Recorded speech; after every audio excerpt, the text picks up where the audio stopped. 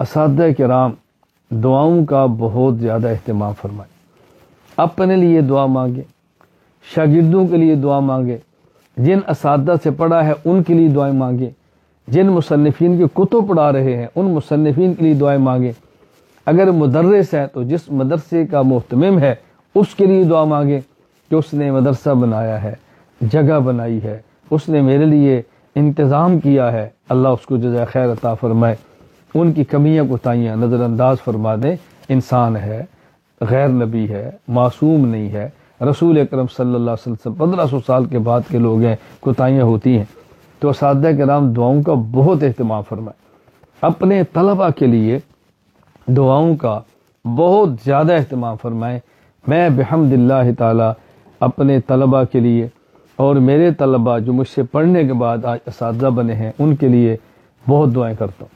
بعضوں کے لیے نام لے لے کر کرتا ہوں، بعضوں کے لیے عمومی دعائیں کرتا ہوں، اور اپنے سے وابستہ طلباء اور مریدین کے لیے میں بحمد اللہ تعالی اللہ تعالیٰ توفیق عطا فرمائے تو کعبہ کے طواف میں بھی ان کی دعاؤں میں نہیں بھولتا. یہ ان کا حق ہے کیونکہ ان کا فیض ہمارا فیض ہے، ان کا آگے بڑھنا ہمارا بڑھنا ہے. شاگردوں کو ہم نے آگے بڑھانا ہے تاکہ اور آگے نکلیں. طلباء کرام کے لیے بہت زیادہ دعائیں مانگیں، اپنی دعا مانگیں. کوئی طالب علم کمزور ہے اس پر محنت بھی کریں اور اللہ سے دعا بھی مانگیں. کسی طالب علم کی اخلاقی کمزوری ہے اس کی تربیت بھی کریں، اس کے لیے اللہ سے دعا بھی مانگیں. کسی طالب علم کی کوئی ضرورت ہے وہ پوری کرنے کی کوشش بھی کریں اور اس کی ضرورت کے لیے دعا بھی کریں. تو اپنے لیے بھی دعا کریں، طلباء کے لیے بھی دعا کریں. رسول اکرم صلی اللہ علیہ وسلم نے کتنی پیاری مبارک دعائیں فرمائی ہیں.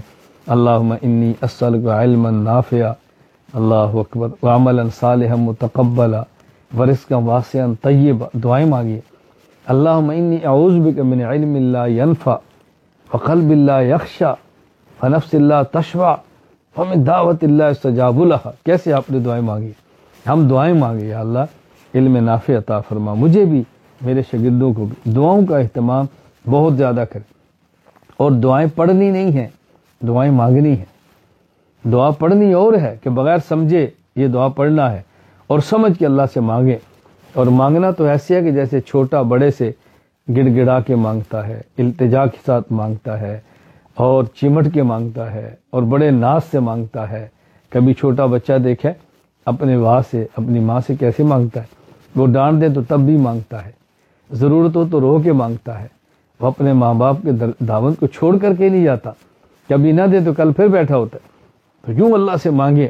ہم نے اللہ کا دربار چھوڑنا نہیں ہے. الہی عبدک العاصی عطاکا مخرم بالذنوب وقد دعاکا فإن تطردنی فمن یرحمنی سواکا. اللہ تیرا بندہ تیرے دربار پر آیا ہے، اللہ تجھی سے مانگتا ہے، اگر تو نے مسترد کر دیا میں کہاں جاؤں گا. اللہ کی ذات کے علاوہ کوئی ذات نہیں ہے، اللہ کے گھر کے علاوہ کوئی گھر نہیں ہے، اللہ کے در کے علاوہ ہمارا کوئی در نہیں ہے. اللہ سے مانگیں. مانگنے پر دیکھیں پھر برکات کیسی آتی ہے.